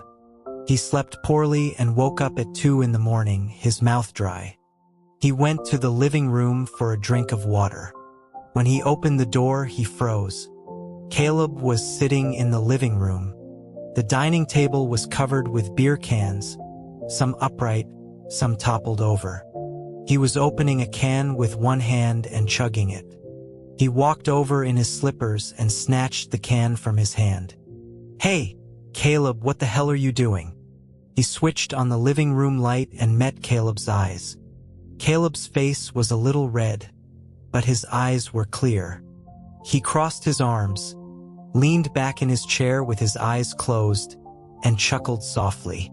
"Why are you awake?" He grabbed his arm. "Get up. You need to go to sleep." He gently pushed his hand away and looked at him with narrowed eyes. "I'm not sleeping." He got angry. "Caleb, are you a child? Do you need someone to tuck you in?" Caleb glanced at him, then suddenly grabbed his wrist and pulled him forward. He wrapped his arms around his waist and rested his head on his stomach. "Hey, Caleb, what are you doing?" He rubbed his head against his stomach, his hair soft. Ethan's face flushed. He tried to push him away. "You're drunk. Go to sleep." He held him tightly, looked up at him, his eyes clear. "Ethan, I'm not drunk." He just held him like that, his forehead pressed against his stomach, for a long time. After a few minutes, he ran his fingers through the ends of his hair. "Still not sleeping?" "Ethan," he replied with a soft hum. "I saw," he said softly again. "Ethan." Caleb turned his head and nuzzled his side with his nose. "Ethan, I saw you kissing the red-haired guy." He heard him chuckle softly. "Ethan, you kissed him when you weren't drunk." He was clutching the corner of his shirt. He rubbed his nose and explained, "There's nothing between Leo and me." Caleb released his waist and slowly stood up. Now they were very close, his nose almost touching his forehead. He looked down at him. "Are you together?" He avoided his gaze, stammering a quiet explanation. "No, we just agreed to a physical relationship, just like with those girls in high school." Caleb narrowed his eyes, raised his hand, and as his palm was about to land on his head, Ethan flinched. His expression was exactly like it was in their sophomore year, when he had warned him not to reveal the complaint letter. He was smiling, but his eyes were cold as he warned, "If you dare to move, you'll regret it." He froze. Caleb's hand landed on his head, ruffling his hair. His palm was cold. Then he suddenly grabbed his shoulders and pushed him back. With a thud, he was pushed onto the dining table. The beer cans on the table were knocked over, rolling onto the floor. His back hit the cold table, his shoulders were pinned down, and his slippers fell off in the struggle. He leaned over him, his face slowly getting closer. He pushed against his chest, turning his head away awkwardly. "Caleb, what are you doing?" He wiped his thumb across his lips. That red-haired guy, did he use his tongue? His face was burning. He gritted his teeth. "You saw it, didn't you?" Not only did he use his tongue, he also touched your waist." He then slipped his hand under his pajamas, his palm rubbing his waist. His palm was hot and his waist grew warm. He kicked his legs, trying to push him away. He suddenly tickled the sole of his foot. It was so ticklish that his leg went limp. He took the opportunity to grab his leg and pull him forward. His head buzzed. He yelled his name urgently. "Hey, Caleb, Ethan, why did you choose the red-haired guy?" He tried to push him away again. "Let me up first." Caleb grabbed both his wrists with one large hand and pinned them to the table. He couldn't move. "I'm asking you, why did you choose him?" His voice deepened. He was too close. His face was hot. He was so flustered he was babbling. "Choose who?" "Anyone. It could have been anyone." Caleb's eyes darkened. He suddenly grabbed his face, turned it to face him, and stared at him blankly for a moment.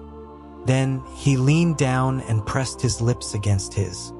His tongue shot into his mouth, licking the roof of his mouth. He let out a muffled sound. He could taste the alcohol on his lips. He pressed his tongue against his, and the sound of their kiss filled the room. When he finally let go, his face was completely red, and he was gasping for air. "Caleb, you..."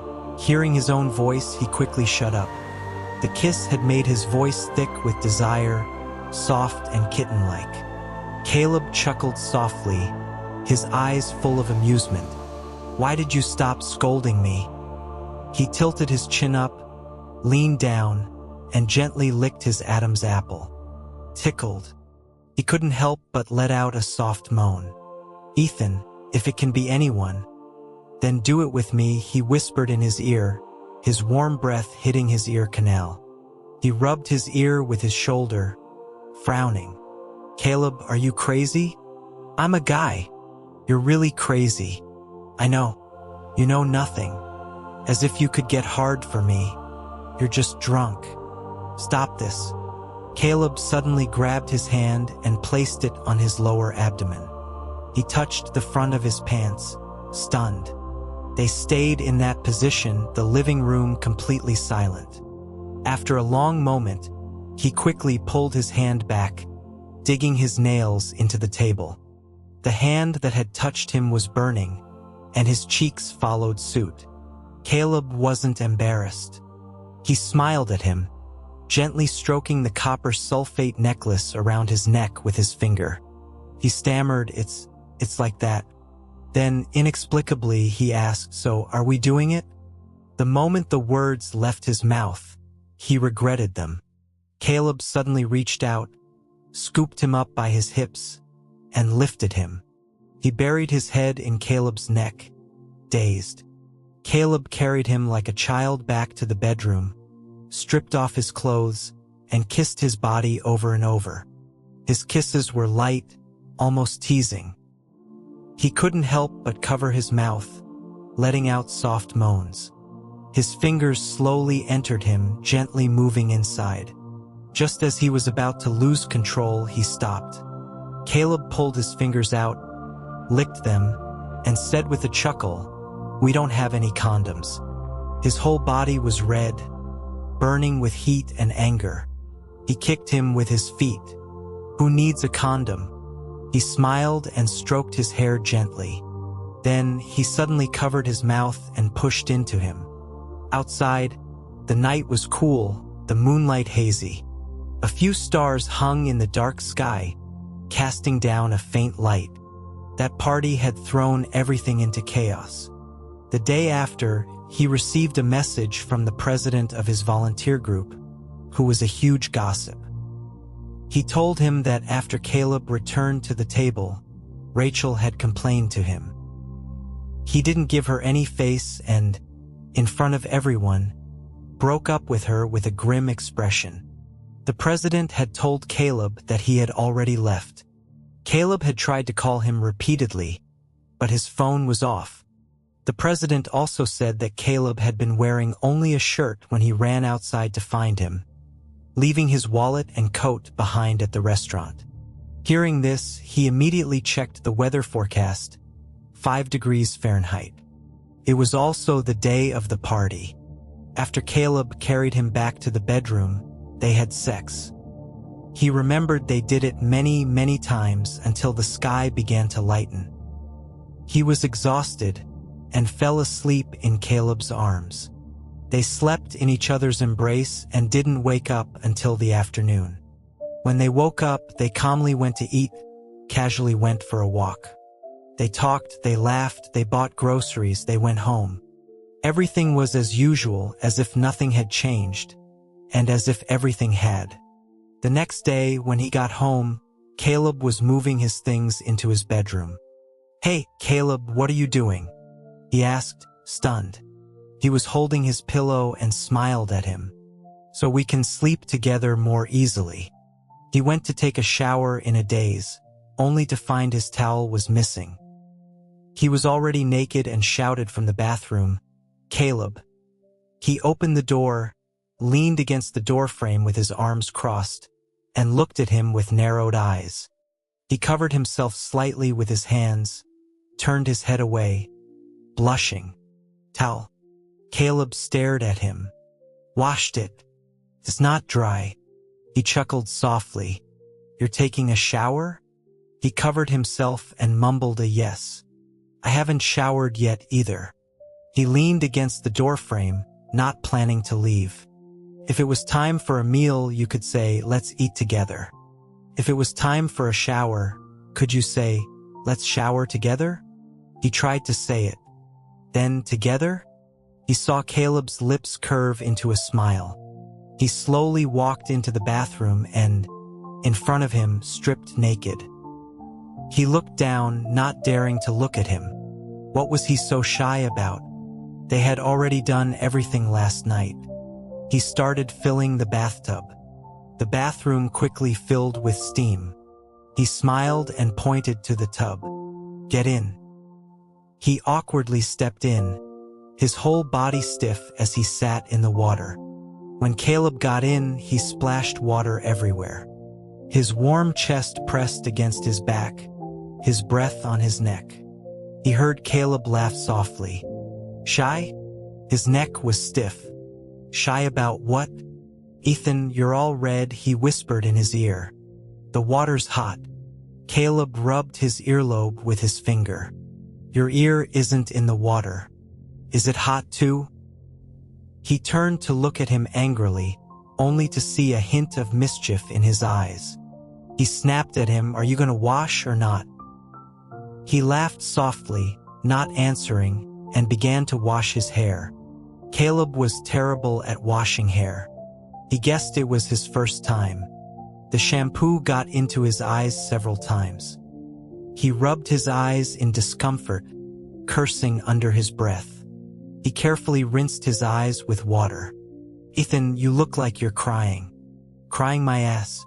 I hate crying." Caleb's fingers massaged his scalp. "Really? Someone in the school garden?"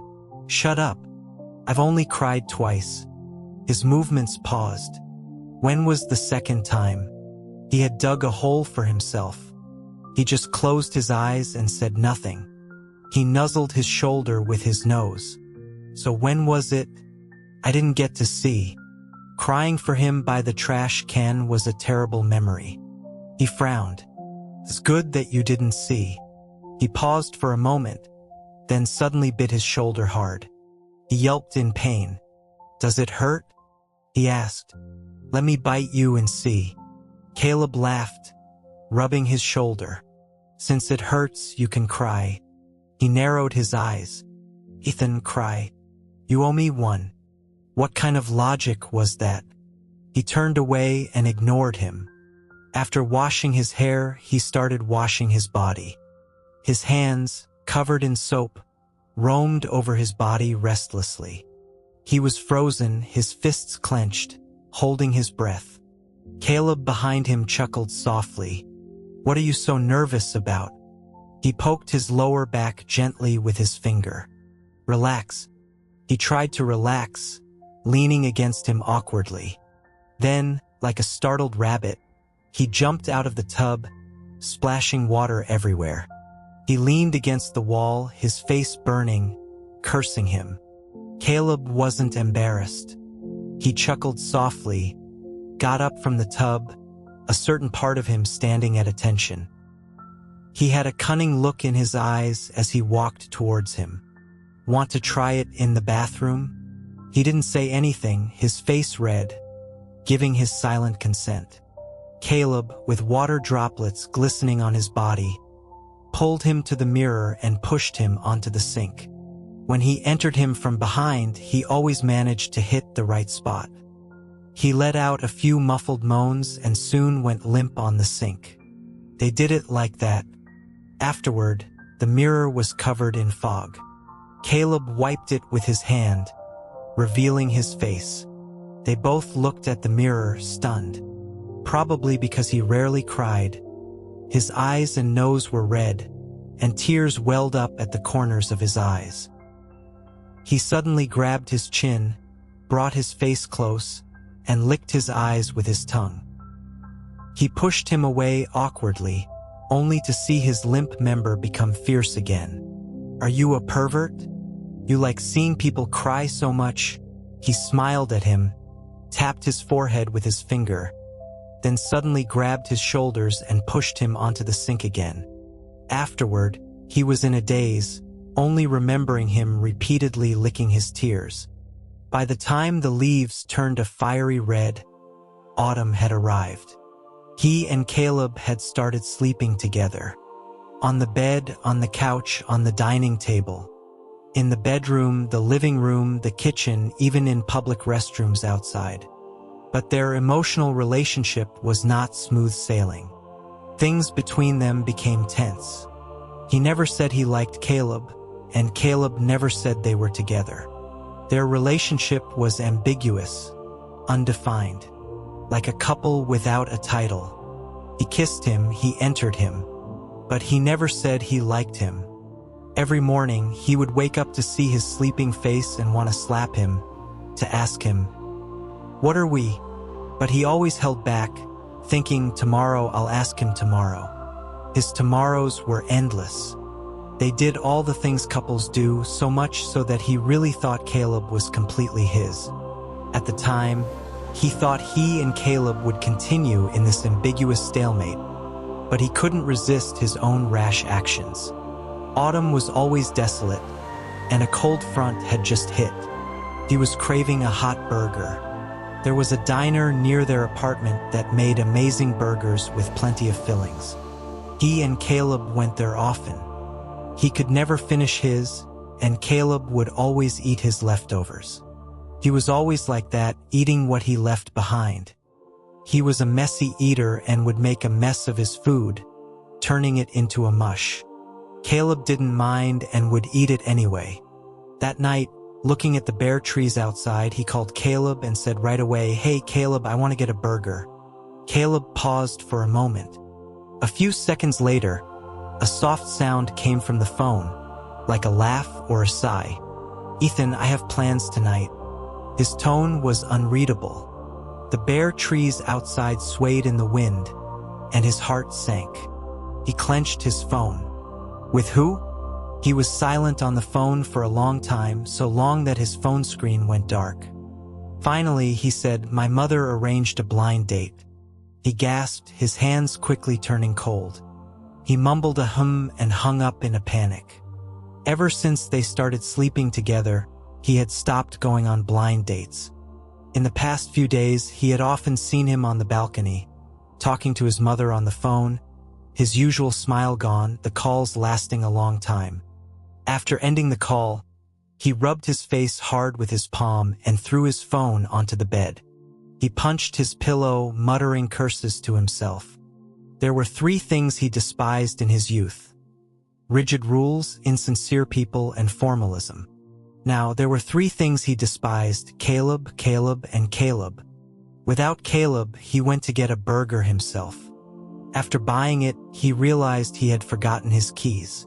He stomped his feet on the street in frustration. The night wind was cold. Pedestrians hurried by, wrapped in their clothes. Leaves fell from the trees, adding to the desolate atmosphere. He hated the cold.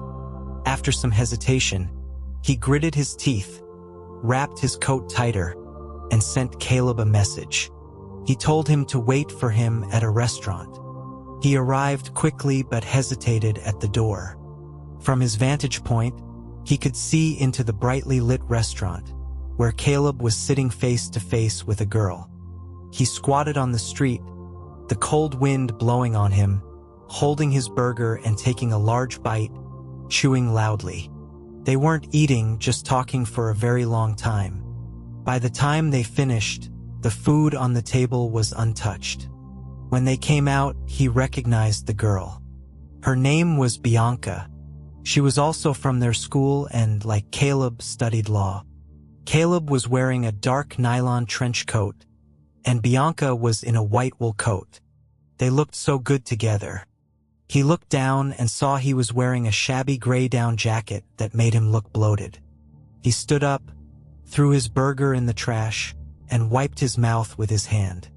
After they said their goodbyes, Caleb walked over to him. When he reached him, he smiled. "Been waiting long?" He shook his head. "Just got here." He had actually been waiting for 2 hours. Caleb took him to the car. It was warm inside. He had been in the cold for 2 hours, and his feet were almost numb. He stared out the window, his fingers fiddling with the power window switch, and asked nonchalantly, "Did this one work out?" Caleb, his hands on the steering wheel, glanced at him but said nothing. He had to talk to himself. "She's nice." Fearing he wasn't being sincere enough, he added, "She seems gentle and kind. A good match for you." It sounded like a platitude, but he wasn't one for polite nonsense. What broke his heart a little was that he meant it. He smiled but didn't reply. When they got home, he kicked off his shoes and went straight to the shower. His feet were frozen and the hot water was a relief. When he came out of the bathroom, drying his hair, Caleb was reading a book. He glanced at him, a corner of his mouth lifting. "Come here, I'll dry your hair." He liked to do things for him like his laundry, give him baths, cut his nails. He especially liked to dry his hair. He was still feeling awkward about what had just happened, but he didn't refuse and sat down next to him. He gently massaged his scalp with his palm. It was warm. The scent from his neck made his throat tighten. "Are we sleeping together tonight?" He blurted out. Lately, that was the question they asked each other the most. But today, the words felt out of place. He looked down and quickly added, "If you're with her, we don't have to." He turned off the hairdryer and ruffled his hair. Before he could react, his lips were on his. It wasn't a gentle kiss. He bit his lip as he stripped off his clothes. The couch was too small, so they moved to the bed. Afterward, he carried him to the bathroom and cleaned him carefully. He leaned against his chest, the steam making him feel dizzy. He knew he was about to fall asleep. He clutched his hand and asked, "Hey, did things work out with her? Are you together?" His eyelids were heavy. Just before he fell asleep, he heard him say, "Go to sleep. It's nothing." He thought he would have a good dream that night. But in his dream, everything was dark. He dreamed that Caleb was walking away, and he was chasing him barefoot in the snow.